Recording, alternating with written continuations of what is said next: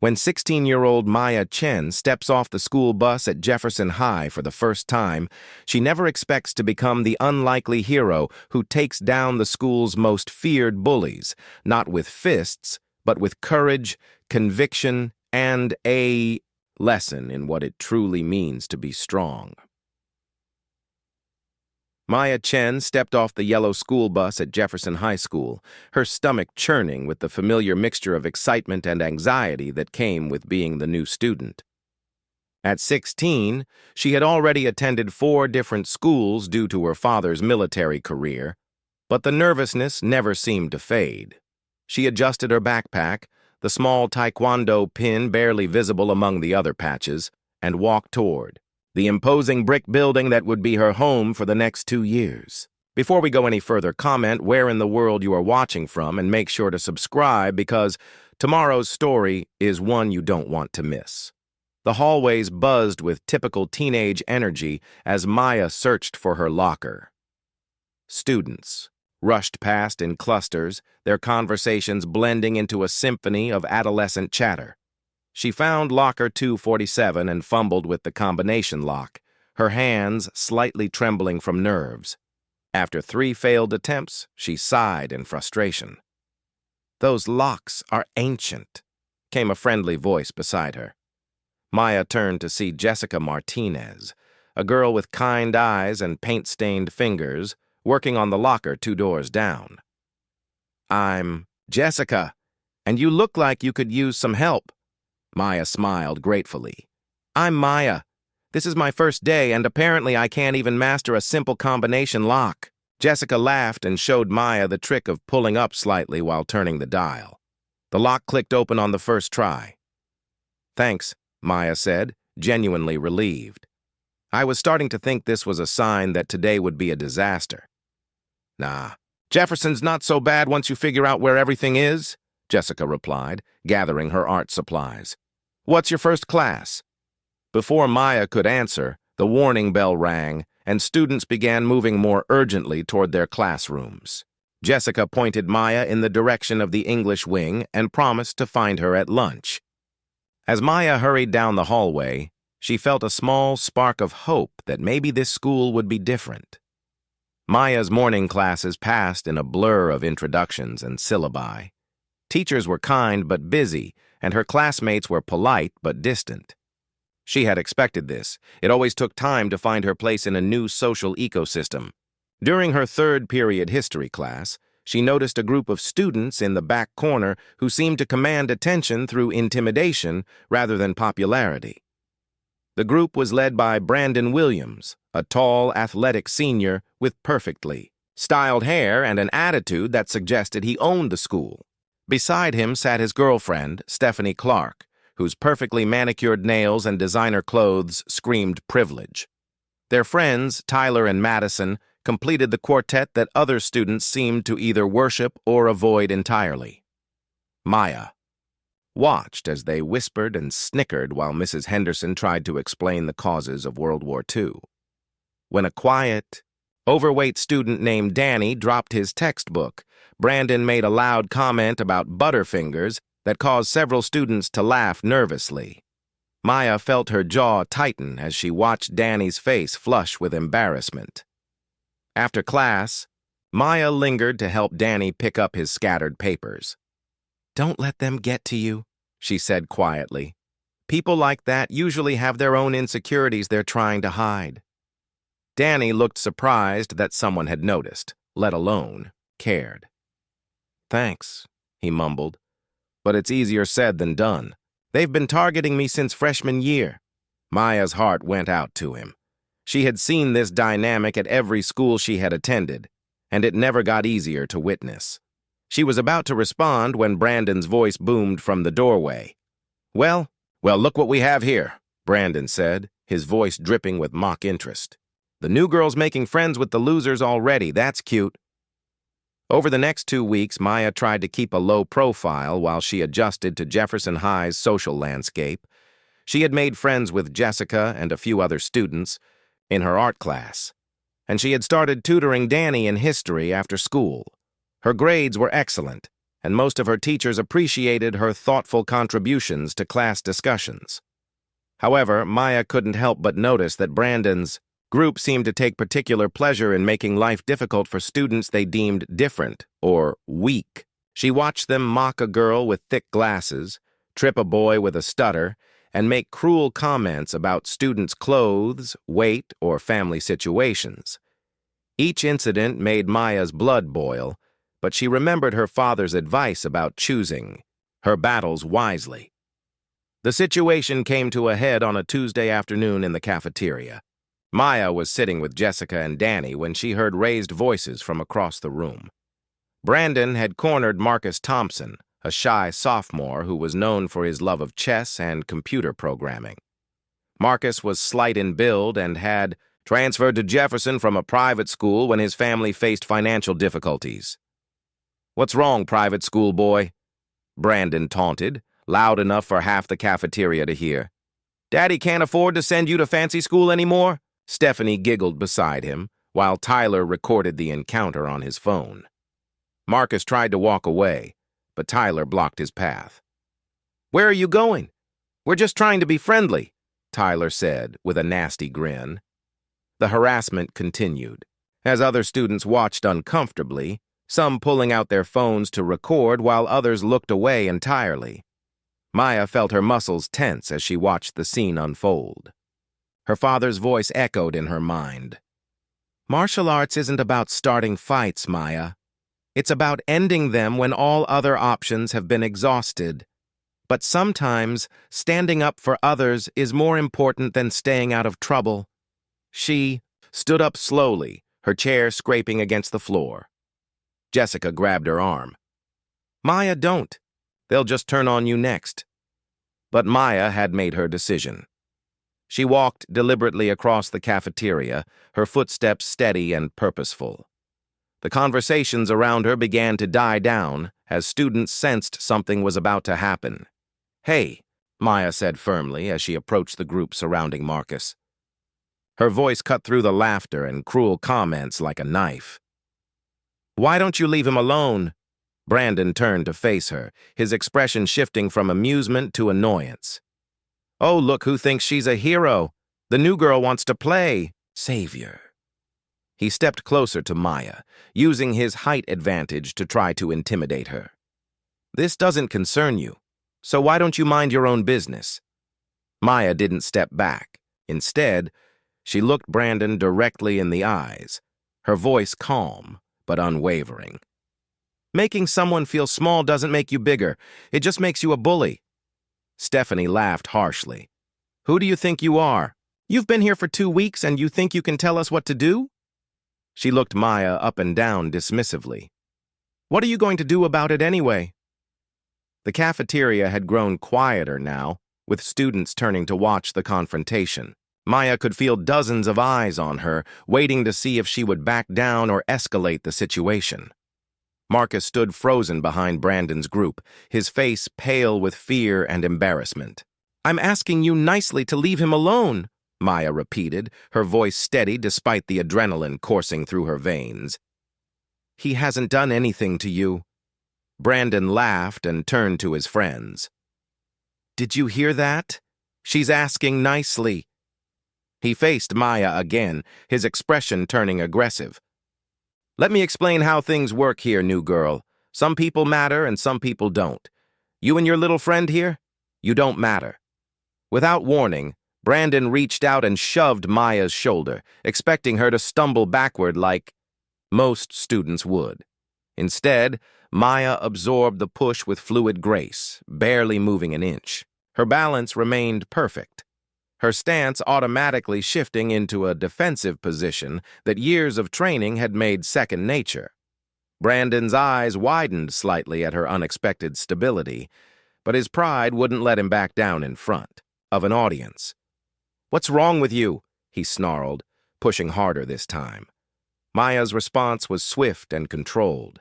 As Brandon's hand came toward her again, she smoothly redirected his momentum, using a basic Taekwondo technique to send him, stumbling sideways into an empty chair. The movement was so fluid and effortless that it took a moment for the watching students to process what had happened. Brandon regained his balance, his face flushed with anger and embarrassment. "You think you're tough?" he shouted, his voice cracking slightly. Tyler and another friend moved to flank Maya, their intention clear. "I don't want to fight," Maya said clearly, loud enough for everyone to hear. "But I won't let you hurt him or anyone else." Her stance was relaxed but ready, her hands open but positioned for defense. Tyler made the first aggressive move, reaching out to grab Maya's arm. In one smooth motion, Maya stepped aside, caught his wrist, and used his own momentum to guide him gently but firmly to the floor. Tyler found himself sitting on the cafeteria tiles, looking confused and slightly dazed but unharmed. The cafeteria erupted in gasps and excited whispers. Students who had been pretending not to watch were now openly staring and recording with their phones. Stephanie backed away, suddenly uncertain, while Madison looked around nervously for an escape route. Brandon's face was now bright red with humiliation. He couldn't back down now, not in front of the entire school. He rushed at Maya with both hands extended, intending to tackle her to the ground. Maya's training took over completely. She sidestepped Brandon's charge, caught his arm, and used a controlled hip throw that sent him safely but dramatically to the floor. He landed on his back with a thud that knocked the wind out of him, but caused no real injury. Maya immediately stepped back, her hands raised peacefully. "Stay down," she said firmly, but not unkindly. "This doesn't have to get worse." The cafeteria was now completely silent except for the sound of Brandon gasping for breath on the floor. Students stood frozen, phones still recording, as they processed what they had just witnessed. The quiet new girl had just single-handedly neutralized the school's most feared bullies without breaking a sweat or causing any serious harm. Principal Johnson appeared at the cafeteria entrance, drawn by reports of a fight from passing teachers. He surveyed the scene. Brandon on the floor, Tyler sitting in confusion, Maya standing calmly with her hands visible, and a crowd of students with their phones out. "Everyone put your phones away now," Principal Johnson commanded in his authoritative voice. "Ms. Chen, Mr. Williams, Mr. Rodriguez, my office immediately." As the three students followed the principal, Maya could hear the excited whispers starting behind them. She caught sight of Marcus, who was still standing where the confrontation had begun, his face showing a mixture of gratitude and amazement. Jessica gave her a supportive nod from across the room. In Principal Johnson's office, the story came out in pieces. Multiple student witnesses confirmed that Brandon had initiated physical contact and that Maya had only defended herself. The phone recordings, while against school policy, provided clear evidence of the bullying that had preceded the physical altercation. "Ms. Chen," Principal Johnson said after hearing all sides, "while I don't condone fighting on school grounds, it's clear that you were defending yourself and another student from harassment. However, I need to understand how a 16-year-old girl was able to handle two athletic young men so easily." Maya took a deep breath. "I've been studying Taekwondo since I was 7, sir. My father is in the military and he wanted me to be able to protect myself. I'm a second-degree black belt." The principal's eyebrows rose. "And you didn't think to mention this impressive skill when you enrolled?" "My father taught me that real strength comes from knowing when not to use your abilities," Maya replied. "I never wanted to hurt anyone. I just wanted them to stop hurting others." The disciplinary outcomes reflected the complexity of the situation. Brandon and Tyler received 3-day suspensions for bullying and initiating physical confrontation, along with mandatory counseling sessions and community service. Maya received 1 day of in-school suspension as a formality, since school policy required consequences for any student involved in a physical altercation, regardless of circumstances. However, the real consequences were social rather than administrative. Within hours, the story had spread throughout Jefferson High with varying degrees of accuracy. Some versions painted Maya as a secret ninja who had humiliated the school bullies. Others focused on the David and Goliath aspect of a small girl defeating much larger opponents. Maya found herself uncomfortable with the attention. During her in-school suspension, she reflected on whether she had handled the situation correctly. She thought about her father's teachings, her responsibility as a martial artist, and the fine line between standing up for others and becoming what she opposed. When she returned to regular classes, Maya was surprised by the reception she received. Students who had never spoken to her before nodded respectfully in the hallways. Teachers seemed to regard her with a new awareness of her capabilities. Most importantly, she noticed that the atmosphere at Jefferson had shifted subtly but significantly. The bullying incidents that had been daily occurrences before her confrontation with Brandon's group became less frequent and less severe. Students seemed more willing to speak up when they witnessed harassment, inspired by Maya's example of courage. Jessica found Maya at lunch during her first day back. "So," she said with a grin, "you're like a secret superhero or something?" Maya laughed, feeling some of the tension from the past few days beginning to ease. "Hardly. I just did what anyone should do when they see someone being hurt. Except most of us can't throw people around like action movie stars," Jessica pointed out. That was pretty amazing to watch. 2 weeks after the cafeteria incident, Maya was surprised to find Brandon waiting by her locker after school. He looked different somehow, less arrogant, more uncertain. His usual entourage was nowhere to be seen. "Can I talk to you?" he asked, his voice lacking its usual commanding tone. Maya studied his face, looking for signs of aggression or deception, but saw only genuine nervousness. "What about?" Brandon ran his hand through his hair, a gesture that made him seem younger and more vulnerable. "I wanted to apologize for what happened in the cafeteria and for being a jerk in general." Maya was genuinely surprised. "Okay, I'm listening." "The truth is," Brandon continued, clearly struggling with the words, "I've been thinking a lot since that day. About why I did those things, why I thought it was okay to make other people feel bad." He paused, looking down at his feet. "My dad, he's really demanding. Nothing I do is ever good enough for him. I guess I was taking that out on other people, making them feel as small as he makes me feel." Maya felt a pang of understanding. She had seen this pattern before. Hurt people hurting others in a cycle that continued until someone chose to break it. "That doesn't excuse what you did to Marcus and the others," she said firmly. "I know," Brandon replied quickly. "I'm not trying to make excuses. I just wanted you to know that what you did, standing up to me, it made me realize some things about myself that I didn't like." He looked up at her with something approaching respect. "You could have really hurt me that day. I know you held back." Maya nodded. "Violence should always be the last resort. I only used enough force to stop the situation." "Why did you help me understand that?" Brandon asked. "After everything I did, you could have humiliated me completely. Because humiliating you wouldn't have helped Marcus or any of the other people you were hurting," Maya explained. "The goal was to stop the bullying, not to create a new victim." Brandon was quiet for a moment, processing her words. "I've been talking to the school counselor, like Principal Johnson required. She's helping me work through some of my anger issues." He paused again. "I also wanted to ask if you'd help me apologize to Marcus and the others. I know they probably won't want to hear from me, but maybe if you were there."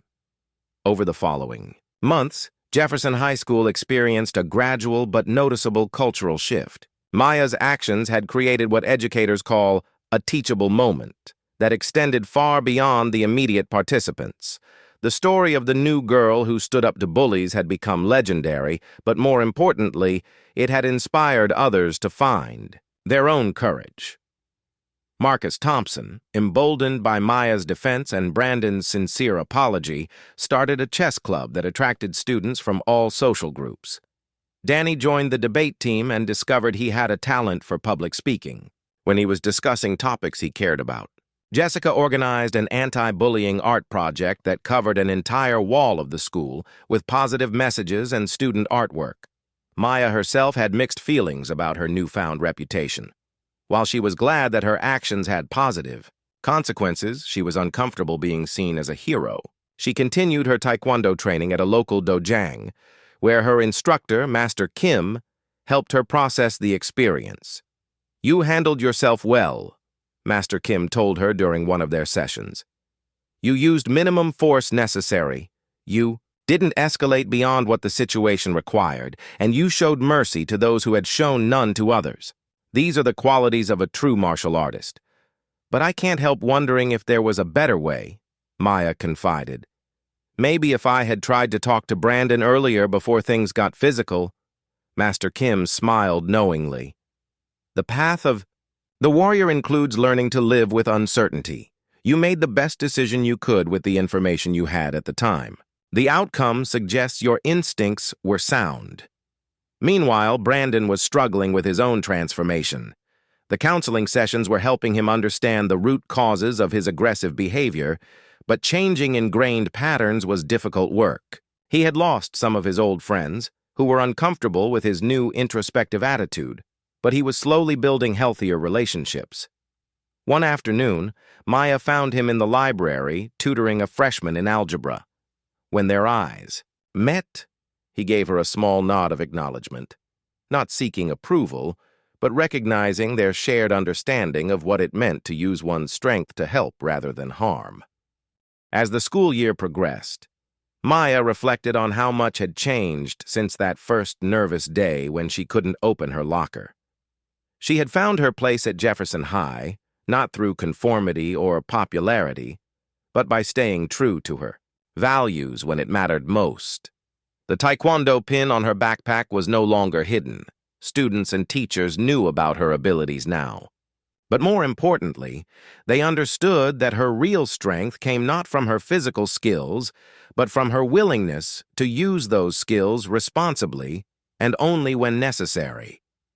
During a school assembly about bullying prevention, Principal Johnson asked Maya to speak to the student body.